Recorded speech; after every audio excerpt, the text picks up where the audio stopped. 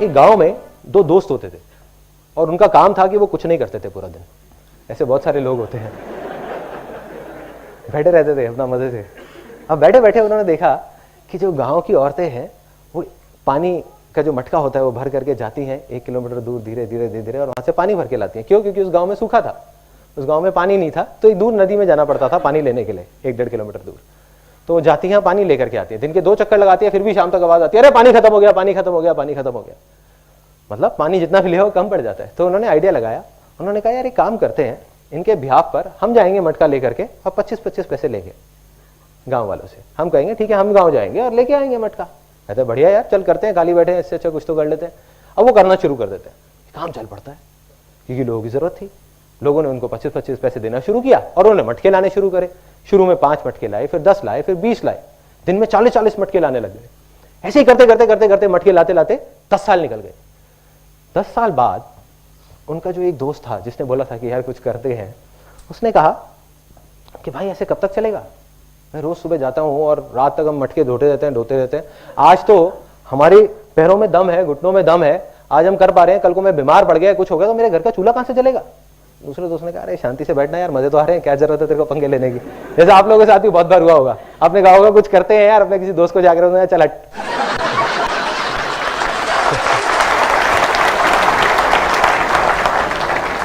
तो क्या हुआ, वो गया और जा करके उसने कहा भाई मुझे तो कुछ करना है। वो दूसरे गांव में चला गया, जा करके देखने लगा लोगों को। उसने कहा कुछ करना है, उसको नहीं पता था क्या करना है। उसने एक बड़ी मजेदार सी चीज देखी एक दूसरे गांव में। वहां पे देखा उसने कि एक सुराही है मटके की, एक कुम्हार ने एक सुराही सी बनाई है। उनके गांव में तो सिर्फ मटके होते थे और उसमें आगे एक नल सी निकली हुई है जहां पे लोग कपड़ा फंसा के रखते हैं ताकि अंदर हाथ ना डालना पड़े और हाथ गंदा ना हो। उसने कहा यार ये बहुत बढ़िया चीज है। उस टाइम तक मेटल की चीजें नहीं होती थी, वो सब नहीं होता था। तो उसने कहा यार ये बहुत बढ़िया चीज है, ये पाइप सी जो चीज है, अगर इसको मैं कुम्हार से बात करूं और थोड़ा और बड़ा कर दें तो क्या होगा, एक पाइपलाइन बन सकती है। जब इतनी बन सकती है तो इतनी भी बन सकती है ना। तो उसने कहा कि यार एक काम करते हैं, इसको बड़ा करते हैं। वो बहुत एक्साइटेड हो गया। उसने कहा और किसी तरीके से इतनी बड़ी हो जाए कि अगर नदी से गांव तक आ जाए तो पूरी पूरी पाइपलाइन आ जाएगी, यहीं बैठे बैठे पानी आ जाएगा। उसने आकर के अपने दोस्त को बताया। उसने कहा अरे तू पागल हो गया, तुझे पता है कितनी प्रॉब्लम्स आएंगी, पता भी है, मिट्टी की पाइपलाइन टूट जाएगी, उसमें कंकड़ फंस जाएंगे, पानी नहीं आएगा। एंड में उसने कह दिया हो ही नहीं सकता, चल बैठ जा शांति से। उसके पास 1000 वजह थी वो पाइपलाइन ना बनाने की, लेकिन उस बंदे के पास सिर्फ एक वजह थी पाइपलाइन बनाने की कि भाई मुझे तो बनानी है।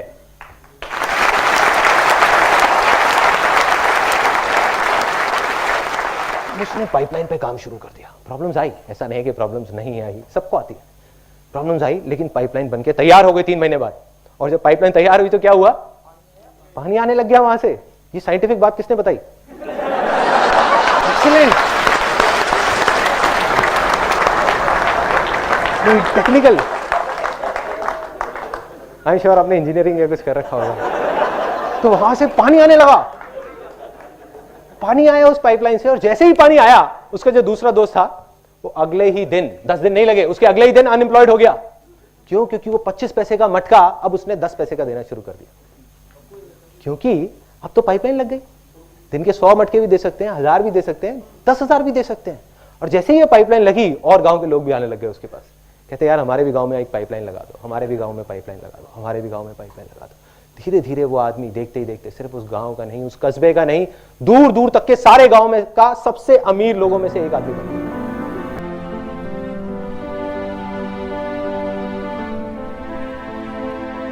पिछले महीने मेरे को जवाब मिल गया, सब कुछ समझ आ गया कि क्या फर्क है। मैं रोज की तरह अपने घर के पास वाले एक पार्क में वॉक कर रहा था और एकदम से ही बहुत तेज बारिश शुरू हो गई। बारिश होने लगी एकदम तेज। तो मैंने इमीडिएटली अपने हाथ ऐसे रखे ताकि मेरे चश्मे पे पानी ना आए और जा करके सीधा एक शेड के नीचे चला गया। उसके कुछ सेकंड्स के अंदर अंदर उस शेड के नीचे और भी बहुत सारे लोग इकट्ठे हो गए। लोग तरह तरह की बातें कर रहे थे, मैं अपने आसपास में सुन रहा था। लेकिन मैंने एक चीज नोट करी कि ज्यादातर लोग, उनका ध्यान बारिश की तरफ नहीं था, बारिश की वजह से होने वाली जो प्रॉब्लम्स थी उसकी तरफ था। जैसे मेरे यहाँ पे थोड़ा सा आगे जाकर के 2 लड़के खड़े हुए थे, वो आपस में बात कर रहे थे कि भाई आज ट्रैफिक का बड़ा बुरा हाल होने वाला है, बारिश इतनी तेज हो रही है। तो वो इस तरीके की बातें कर रहे। एक वहाँ पे अंकल जी थे पीछे, वाइफ को बोल रहे थे कि भाई मैंने तेरे को पहले ही कहा था कि छाता रख ले, छाता रख ले, अब देख मैं ऑफिस के लिए लेट हो जाऊंगा। तो इस तरह की बातें हो रही थी, तरह तरह की। तभी मैंने एकदम से देखा कि सामने से, मतलब मैं यहाँ खड़ा हुआ था, मेरे यहाँ पे एक लड़का खड़ा हुआ था, मुझे अभी भी एग्जैक्ट याद है। वो लड़का इनफैक्ट वो काफ़ी बड़ा कैरेक्टर था, बहुत सीरियस, मतलब बहुत टेंशन में था वो। हुआ क्या था, उसकी जेब में एक नोट पड़ा हुआ था जो गीला हो गया था, 20 रुपए का। तो वो उसको हिला हिला करके सुखाई जा रहा है, उसको फूंक मार रहा और ये सब चीज़ें।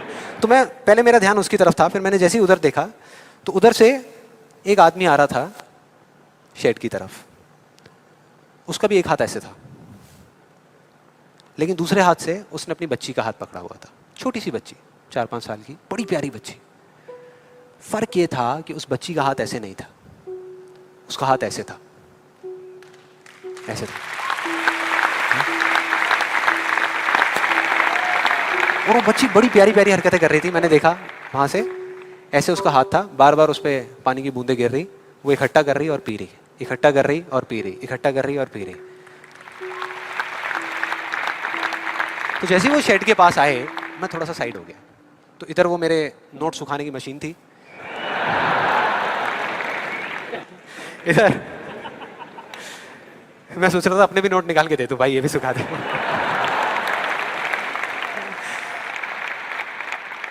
इधर वो बच्ची खड़ी हुई थी, वो छोटी सी प्यारी सी, और मेरा फिर पूरा ध्यान उस बच्ची की तरफ ही था, इतनी इतनी प्यारी बच्ची। और इधर उसके पापा अपने मोबाइल पे कुछ काम कर रहे थे।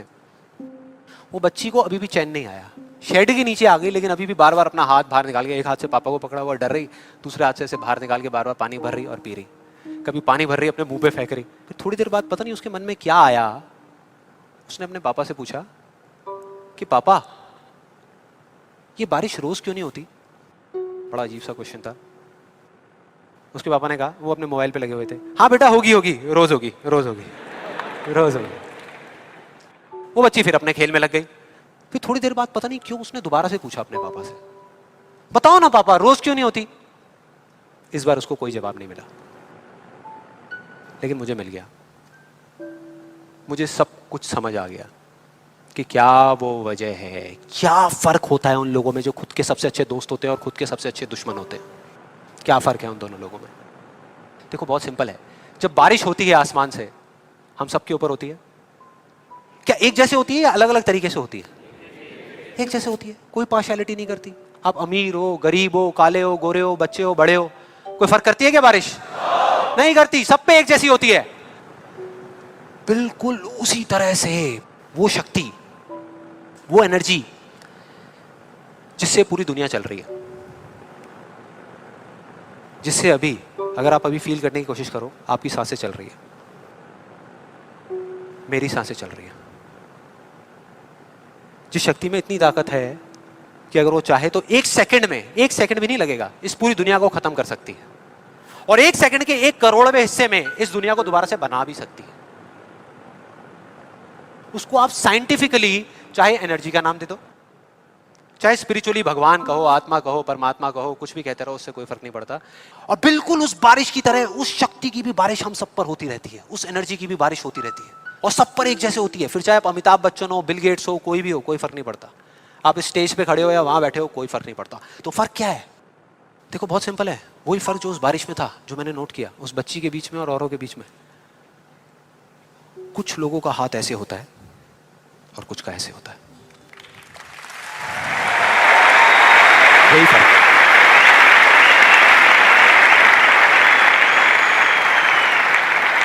जिनका ऐसे होता है, वो बारिश उन पर होती तो है, लेकिन छू करके बह जाती है, चली जाती है, उनके अंदर तक नहीं जा पाती, अपना काम नहीं कर पाती। लेकिन जिनका ऐसे होता है, वो उसको पी लेते हैं, उनके अंदर चली जाती है, और उसके बाद में जो काम करती है वो एनर्जी करती है, नाम इंसान का हो जाता है।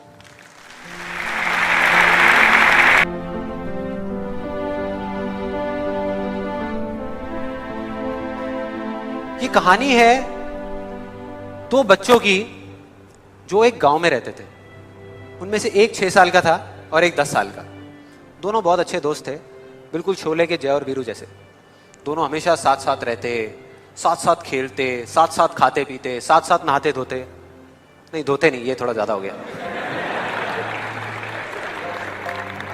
तो एक दिन वो दोनों गांव से थोड़ा दूर निकल गए, और खेलते खेलते उनमें से जो बड़ा बच्चा था 10 साल वाला, वो एक कुएं में गिर गया और जोर जोर से चीखने चिल्लाने लग गया। क्योंकि उसको तैरना नहीं आता था। अब जो दूसरा बच्चा था छोटा सा 6 साल का, उसने अपने आसपास में देखा और उसको कोई नजर नहीं आया, उसको कोई नहीं दिखा जिसको कि वो बुला सके हेल्प के लिए। और फिर उसकी नजर पड़ी एक बाल्टी पे जिसपे एक रस्सी बंधी हुई थी। उसने एक सेकंड भी वेस्ट नहीं किया, उस बाल्टी को उठा करके कुएं में फेंक दिया और अपने दोस्त को बोला कि पकड़ ले इसको। उसके दोस्त ने पकड़ा और वो अपनी पूरी ताकत लगा करके पागलों की तरह उसको खींचने लगा। खींचता रहा, अपनी पूरी जान लगा दी उसने। छोटे से बच्चे ने, 6 साल के और 10 साल के बच्चे ने उस बाल्टी को पकड़ा हुआ था। खींचता रहा और तब तक नहीं रुका जब तक उसने अपने दोस्त को बचा नहीं लिया, जब तक वो बाहर नहीं आ गया।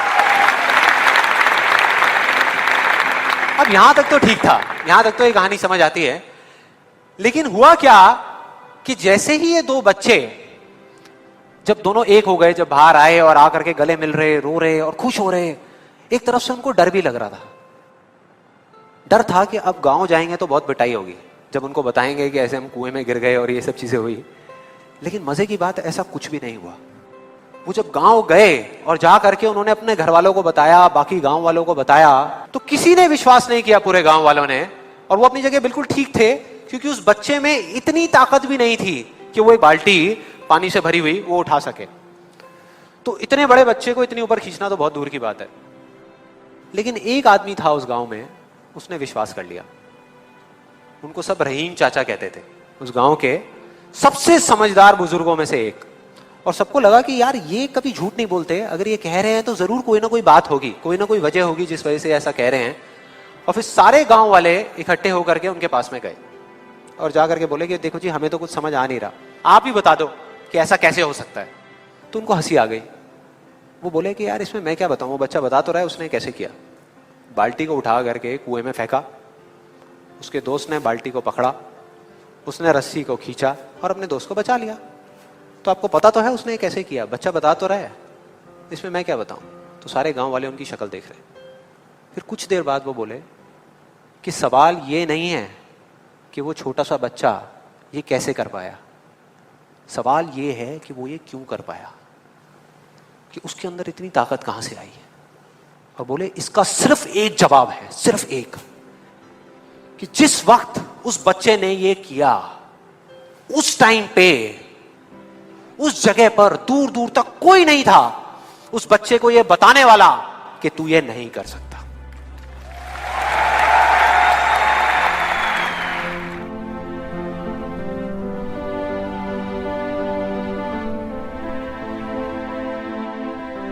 आज से बहुत साल पहले मैंने एक कहानी सुनी थी जिसका एक बहुत बड़ा इंपैक्ट हुआ था मेरी लाइफ में। ये कहानी है एक ऑफिस की और उसके एम्प्लॉइज की। एक बार एक ऑफिस में जितने भी एम्प्लॉइज सुबह सुबह जब ऑफिस आते हैं अपने अपने कैबिन में, तो उनकी डेस्क के ऊपर एक लेटर पड़ा होता है, एक लेटर रखा हुआ होता है। और उस लेटर में लिखा था कि वो इंसान, इस कंपनी का वो एम्प्लॉय जिसकी वजह से आपकी प्रमोशन नहीं हो रही थी या जिसकी वजह से आप आगे नहीं बढ़ पा रहे थे, उसकी डेथ हो गई, वो मर गया। और अब अगर आप आखिरी बार उस एम्प्लॉय की शक्ल देखना चाहते हैं तो ये एड्रेस है, यहां पर अगले 1 घंटे में पहुंच जाइए। जैसे ही उस एड्रेस पे गए तो वहां पर एक कॉफिन पड़ा हुआ था। कॉफिन होता है, उसको जब लोगों ने दूर से देखा तो एक तरफ तो सबको दुख हो रहा था, बुरा लग रहा था कि यार ये नहीं होना चाहिए था, और दूसरी तरफ से उनको थोड़ी बहुत खुशी भी हो रही थी कि चलो अच्छा है, मेरी रास्ते का जो सबसे बड़ा पत्थर था वो हट गया। लेकिन फिर एक एक करके जैसे ही वो लोग उस कॉफिन के पास गए और जा करके उन्होंने उस एम्प्लॉय की शक्ल देखी उस कॉफिन के अंदर, तो उन्हें खुद पे शर्म आने लगी, क्योंकि उस कॉफिन में कोई नहीं था, सिर्फ एक शीशा था, एक मिरर था जिसमें उनकी खुद की शक्ल दिख रही थी।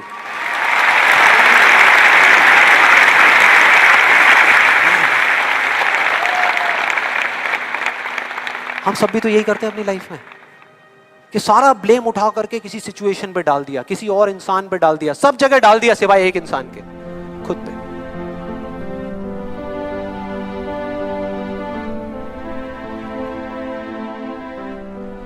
एक वजह होती है, एक वजह होती है। अगर आपको वो वजह समझ आ जाए तो आपको समझ आ जाएगा कि ये जो मैं कर रहा हूं ये कुछ भी नहीं है। जब तक वजह नहीं समझ आएगी तो लगेगा यार ये बहुत बड़ी चीज है। फॉर एग्जाम्पल, ये जो मैं कर रहा हूं ये कुछ भी नहीं है, मैं अभी आपको बताता हूं क्यों। There is a friend of mine, Goonj का नाम सुना है यहाँ पे किसी ने? गूंज, he is the founder of that, उसने वो गूंज शुरू किया है। तो मैंने उससे पूछा, मैंने कहा यार मेरे को ना इसमें इंटरेस्ट नहीं है कि तुमने इतना बड़े लेवल पे ये चीज़ करी और आज इतने सारे गांव में इतनी अच्छी चीज़ें हो रही हैं, इतने सारे लोगों को कपड़ा मिल रहा है, इतना कुछ अच्छा हो रहा है इंडिया में, मुझे इस चीज़ में इंटरेस्ट नहीं है। मुझे इस चीज़ में इंटरेस्ट है कि ये चीज़ की शुरुआत कहाँ से हुई। उसने बताया कि मैं जब जर्नलिस्ट था तो मैं ना पुरानी दिल्ली गया था एक स्टोरी करने के लिए। तो वहाँ एक आदमी है जो काफ़ी एजेड है, वो रिक्शे पे रोज़ लाश उठाने का काम करते हैं। मतलब ठंड में जो लोग मर जाते हैं पुरानी दिल्ली साइड में, तो पुलिस वालों ने उनको कॉन्ट्रैक्ट दिया हुआ है, एक लाश का 20 रुपए या 30 रुपए ऐसे कुछ मिलता है उनको, और वो जा करके उसको छोड़ के आ जाते हैं। उसके बाद में उसकी छोटी सी बेटी ने एक ऐसी बात बोल दी जिसकी वजह से मेरे अंदर वो बारूद भर गया जो कभी ना कभी तो फटना ही था, और वो फट गया और गूंज बन गया। क्या बोला उस बच्ची ने? कहती कि जब ठंड ज्यादा होती है ना तो कई बार मैं क्या करती हूँ, छोटी सी बच्ची, सोचो जरा, कि ना एक लाश से लिपट करके सो जाती हूँ,